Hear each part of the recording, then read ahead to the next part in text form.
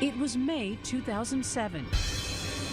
Nearly 3 months after a house party in San Jose, California ended in allegations of a gang rape by college athletes.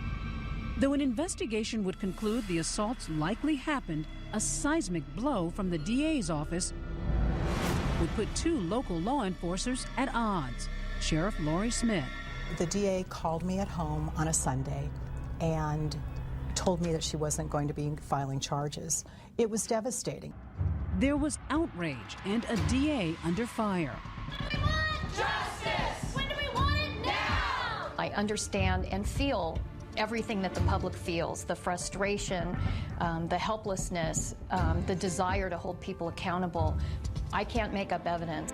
Though prosecutor Dolores Carr praised the 3 De Anza soccer players for rescuing a young girl from what she called a horrible situation, she insisted that what they saw that night just wasn't enough. In a statement, she wrote, they only saw the last 30 to 60 seconds of a 2-hour party, adding that it was impossible for us to prove sexual assault charges beyond a reasonable doubt. But the biggest problem for a jury, she said, would be that the girl did not remember what happened to her. It was a crushing decision for the 3 soccer players and the girl they'd rescued. I know that she felt probably the worst feeling that she's ever felt. She said that she had so much hope going into it. She wanted her day in court more than anything. Then, weeks later, a surprise turnabout. The DA called in State Attorney General Jerry Brown to judge the evidence. Our office is just beginning, but it's going to be a very thorough investigation. For nearly a year, the AG's investigation dragged on, offering a glimmer of hope to those who wanted a trial. April Groley, Lauren Schiefelk, and Lauren Bryans hit the local airwaves with a vengeance. 2 young women who say they intervened during a savage assault at a college party are speaking out tonight. There's a girl in this room with 8 guys. The sheriff and city officials proclaimed them heroes.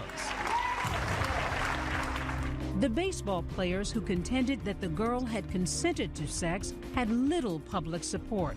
But defense lawyer John Connors, who represented Stephen Rabagliati, who hosted the party, says there's a side to the story the public never heard. It was apparent to a lot of the witnesses that she wanted sex that night. After the Rabagliati family hired a private investigator, they contend the girl's character came into question. She wasn't acting like a victim. She was acting as if this was consensual conduct, something that she wanted to do. She was encouraging other people to do, and that does not make her a victim in my book. And then he says there was that provocative dance with Chris Skinner. They call it, in a nice way, a lap dance. It was very, very sexual. But even if she did that, even if she had behavior that was unbecoming, are you saying that that means she couldn't have been sexually assaulted? Of course not. Anybody can be sexually assaulted. If she's asking people to have sex with her, and the people are having sex with her, that's not illegal, that's consensual. Now, if she's asking more than one, then that's up to her. I can't tell you how many cases I've prosecuted where people try to blame victims for all sorts of crimes. It's an age-old argument, says former prosecutor Jim Hammer, who counseled the 3 soccer players. I would stand in front of any jury anywhere in this country and say, do you think a girl with vomit on her face, who's on the verge of death, in the opinion of the 3 girls, is able to consent? That's not sex, that's rape. The alleged rape victim insists she never consented to sex with anyone. Sources close to the investigation tell 2020 that most eyewitnesses confirm that at some point in the evening, the girl entered the room voluntarily with Chris Skinner, the ball player she danced so provocatively for.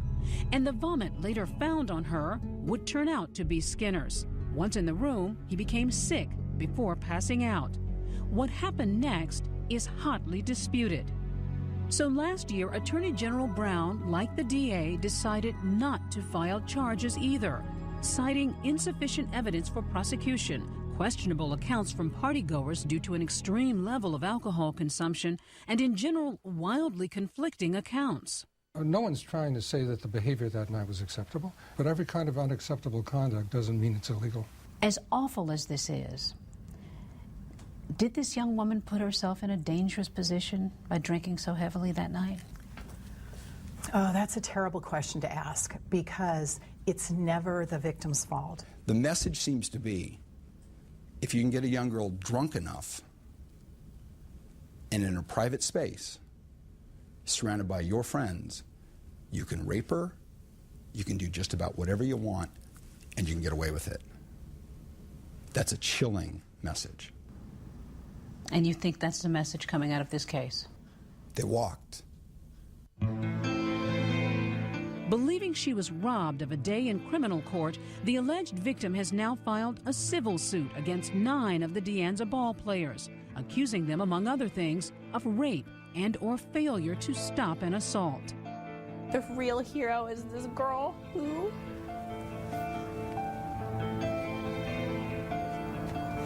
basically, yeah, she may be going through being dragged through the mud. You know, people may be saying her demeanor was really awful, but she's still standing there saying, I was raped.